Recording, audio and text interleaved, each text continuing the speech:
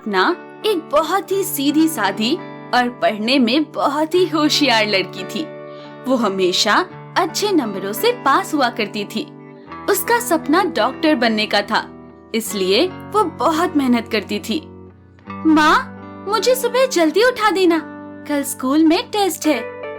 इतनी देर से सोएगी और सुबह जल्दी उठ जाएगी, टेस्ट ही तो है।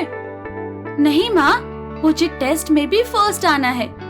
तू बिना पढ़े भी अगर टेस्ट देगी तो भी अच्छे नंबर से पास हो जाएगी। पूरे दिन सिर्फ पढ़ाई पढ़ाई पढ़ाई। अरे क्यों करती हो बेचारी को परेशान, पढ़ाई ही तो कर रही है।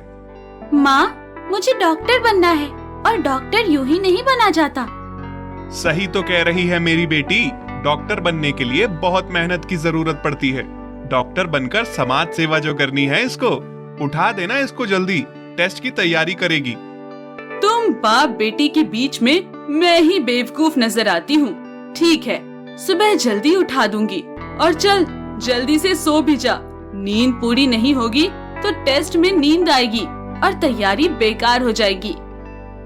सपना खाना खाकर सोने चली जाती है और सुबह उठती है, टेस्ट की तैयारी करती है। वो अपनी एक दोस्त के साथ स्कूल जाती है। आज तो मेरी तबीयत कुछ ठीक नहीं लग रही है, ऊपर से ये बैग इतना भारी है। एक्स्ट्रा बुक लेकर आई है क्या? आज टेस्ट है ना, तुझे पता है मैं पढ़ाई में कितनी वीक हूँ। एक काम कर, तू मेरा हल्का बैग ले और मैं तेरा भारी बैग ले लेती हूँ। सपना और गुंजन आपस में बैग बदल लेती हैं। तभी उनके पास एक वैन आकर रुकती है और सपना को कुछ लोग उस वैन में पकड़ लेते हैं और गुंजन को धक्का देते हैं। गुंजन बेहोश हो जाती है। जब वो होश में आती है तो सपना को किडनैप पाती है। ये क्या हो गया? अब मैं क्या करूं? सपना को किसने किडनैप कर लिया? मुझे कुछ समझ में नहीं आ रहा। मुझे घर जाकर मम्मी पापा को सारी बात बतानी होगी। गुंजन घर जाकर मम्मी पापा को बात बताती है। उसके मम्मी पापा बताते हैं कि किडनैपर का यहाँ पर फोन आया था।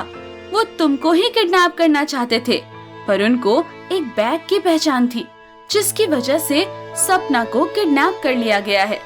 ये सुनकर गुंजन को बहुत बुरा लगता है और वो सारी बात सपना की मम्मी पापा को बता देती है। ये क्या हो गया? अब क्या होगा मेरी बेटी का? मेरे पास तो इतने पैसे भी नहीं हैं जो उसको छुड़ा सकूं। हे भगवान, अब तू ही कुछ कर। सपना के घर वाले सिर पकड़कर बैठ जाते हैं। वहीं दूसरी ओर सपना जब होश में आती है तो वो अपने आप को एक खंडर में पाती है, जहाँ पर बहुत से बच्चे होते हैं। जब वो ध्यान से देखती है तो वो बच्चे एक काले रंग में पुते हुए होते हैं और पटाखों में मसाला भर रहे होते हैं, जिसकी वजह से कुछ बच्चों के हाथ भी कट जाते हैं। कौन हो तुम लोग और मुझे यहाँ पर किस लिए लेकर आए हो? इतने सारे बच्चे यहाँ पर क्या कर रहे हैं?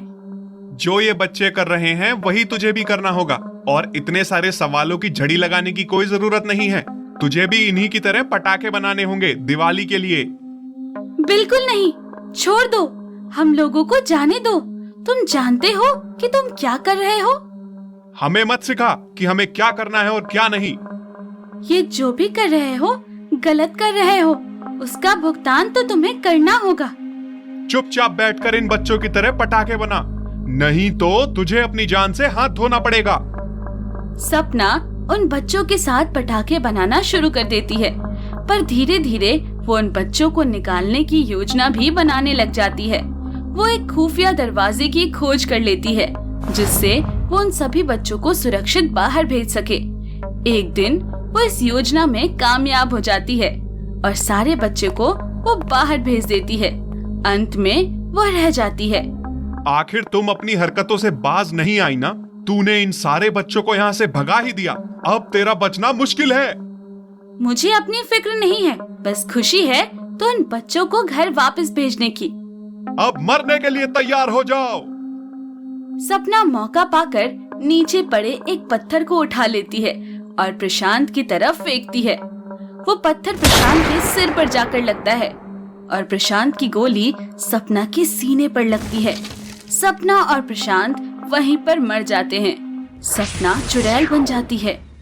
मेरा पढ़ लिख कर डॉक्टर बनकर समाज सेवा करने का सपना था और ये भी मेरा सपना पूरा नहीं हो पाया और मुझे बच्चों की मदद करने की वजह से मरना पड़ा। अब मैं चुड़ैल बन चुकी हूँ। अब तो कोई मुझे पसंद भी नहीं करेगा। सपना उदास होकर वहाँ पर बैठी हुई होती है। तभी उसे विचार आता है कि क्यों ना वो चुड़ैल बनकर भी लोगों की मदद करे। वो एक खंडर में रहने लग जाती है। दिवाली का समय आता है। एक बच्चा केशव खेलता हुआ उस खंडर में आ पहुँचता है। सपना उसके सामने आती है तो केशव डर जाता है। डरो मत बेटा, मैं दिखने में चुड़ैल हूँ पर मैं तुम्हें कुछ भी नहीं करूँगी। मैं एक अच्छी चुड़ैल हूँ और तुम्हारी मदद करना चाहती हूँ। चुड़ैल कभी अच्छी नहीं होती। मेरा विश्वास करो, मैं तुम्हें कोई हानि नहीं पहुँचने दूंगी, पर मुझे तुम्हारी मदद की जरूरत है। क्या तुम मेरी मदद करोगे? मैं भला तुम्हारी मदद क्यों करूं? अगर तुम मेरी मदद करोगे तो मैं तुम्हारी मदद करूंगी और तुम्हारी सारी इच्छाएं पूरी करूंगी। सपना केशव को समझाती है तो वो समझ जाता है और उसकी मदद करने के लिए तैयार हो जाता है। सपना अपने जादू से बहुत सारे पटाखे उसके सामने लाकर रख देती है। अरे ये इतने सारे पटाखे मैंने कभी नहीं देखे। हाँ, यही तो तुम्हें मदद करनी है। ये जादुई पटाखे हैं। इनमें कोई भी प्रदूषण नहीं होगा और आवाज भी कम करेंगे, पर ये बहुत अच्छी रोशनी देंगे। मैंने इन पटाखों की वजह से अपनी जान गंवा दी। अब मैं चाहती हूँ कि ये जादुई पटाखे सभी बच्चों को मिले और वो इन पटाखों को जलाकर खुश हो। पर मैं इसमें आपकी क्या मदद कर सकता हूँ? ये जादुई पटाखे तुम पूरे नगर में बांटने में मेरी मदद कर सकते हो, क्योंकि अगर मैं किसी को ये पटाखे देने जाऊंगी तो सब मुझसे डर कर भाग जाएंगे और तुम दोगे तो खुशी खुशी ले लेंगे। तुम सच में अच्छी चुड़ैल हो। मैं तुम्हारी जरूर मदद करूँगा। मैं अभी अपने दोस्तों के साथ ये पटाखे पूरे नगर में बंटवा देता हूँ। सब कितने खुश होंगे। हम गरीब बच्चों को तो ये पटाखे नसीब ही नहीं होते। केशव अपने कुछ दोस्तों के साथ उन जादुई पटाखों को पूरे नगर में बांट देता है। उन जादुई पटाखे की रोशनी अमीर लोगों के पटाखों से बहुत अच्छी होती है और उससे प्रदूषण भी नहीं होता, तो सब उन्हें चलाकर बहुत खुश होते हैं। मैं जीते जी तो कोई समाज सेवा नहीं कर पाई, पर चुड़ैल बनकर इन लोगों के चेहरे पर खुशी जरूर लेकर आ पाई हूँ। अब मुझे मरने का कोई दुख नहीं है। सपना सिर्फ केशव को ही दिखाई देती। केशव उसके जादुई पटाखों को पाकर बहुत खुश होता है। वो पटाखे कभी खत्म नहीं होते और सपना की जादुई पटाखों की फैक्ट्री चलती ही रहती है। सपना को जब अपने कार्य से संतुष्टि मिलती है तो वो एक तेज रोशनी के रूप में गायब हो जाती है।